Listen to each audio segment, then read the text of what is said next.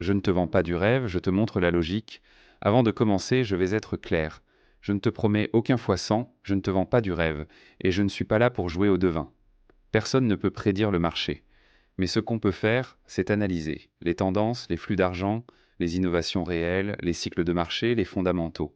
Et grâce à tout ça, repérer les projets qui ont une vraie probabilité d'exploser en 2026. Aujourd'hui, je vais te présenter trois cryptos qui réunissent une forte demande, une utilité réelle, un timing parfait, un potentiel institutionnel, une adoption croissante. Pas de hype, pas de bullshit, que de la logique. Le géant qui n'a pas encore montré toute sa puissance, oui, je sais, Ethereum, ça ne fait pas rêver, parce que c'est déjà grand. Mais laisse-moi t'expliquer pourquoi c'est précisément ce qui en fait un monstre pour 2026. 1. L'arrivée massive des ETF Ethereum Spot. Après les ETF Bitcoin, les institutions ont besoin d'un second actif sérieux. Cet actif, c'est ETH. Chaque ETF est ASIC des milliards à chaque pas régulier. 2. Ethereum, c'est l'infrastructure du Web 3. Tu utilises DeFi, c'est Ethereum. Tu mines des NFT, c'est Ethereum. Tu utilises Lido, Uniswap, Aave, Ethereum. 70% des innovations crypto reposent dessus. Pose dessus. 3. Le burn et la supply en baisse. Depuis EIP, qu'il a un 159, Ethereum se détruit lui-même. Moins d'offres, peut-être que pression haussière mécanique. 4. Les layers 2 explosent. Arbitrum, optimisme, base.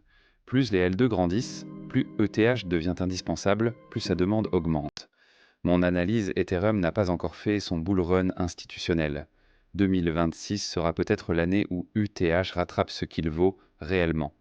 La crypto dont personne ne parle, mais que tout le monde utilise, Chainlink, c'est la crypto sous-estimée par excellence. Tu n'entends jamais Link to the Moon. Et pourtant, sans Chainlink, 80% de l'écosystème crypto ne fonctionne pas. 1. Chainlink crash les données du monde réel. Les blockchains ne peuvent pas accéder aux données externes. Chainlink le fait. Prix des actifs, données météo, données bancaires, Oracle, tout passe par Link. 2. Link arrive dans le monde bancaire. Les plus grandes institutions testent des Chainlink pour tokeniser. Actions, obligations, immobilier, devises, produits en financier. Les banques utilisent Chainlink, mais la crypto community l'ignore. 3. Le staking Link devient un monstre.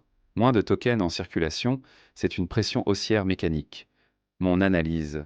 Si la tokenisation explose et elle va exploser, Chainlink deviendra le pont officiel entre la finance traditionnelle et la crypto, et son prix suivra mécaniquement. Le candidat explosif du cycle est Injective.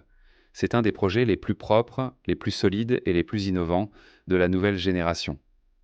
Un écosystème explosif dans la DeFi injective n'essaie pas d'être un autre Ethereum.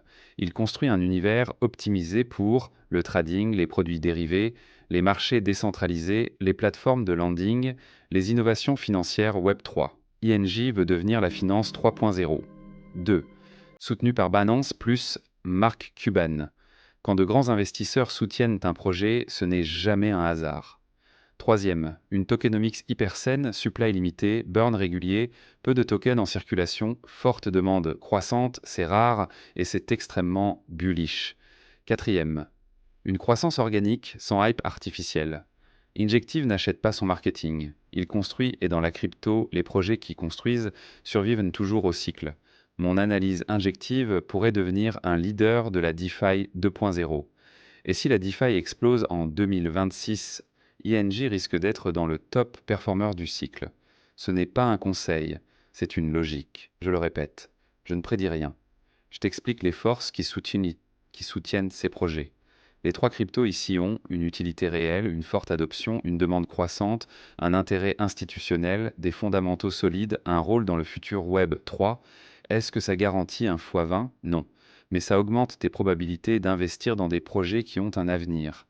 Et en crypto, c'est ça qui fait la différence. Le but, ce n'est pas d'avoir raison, c'est de survivre. Dans ce marché, les gagnants ne sont pas ceux qui cherchent le prochain Shiba. Ce sont ceux qui comprennent où va la valeur, et maintenant, toi, tu sais.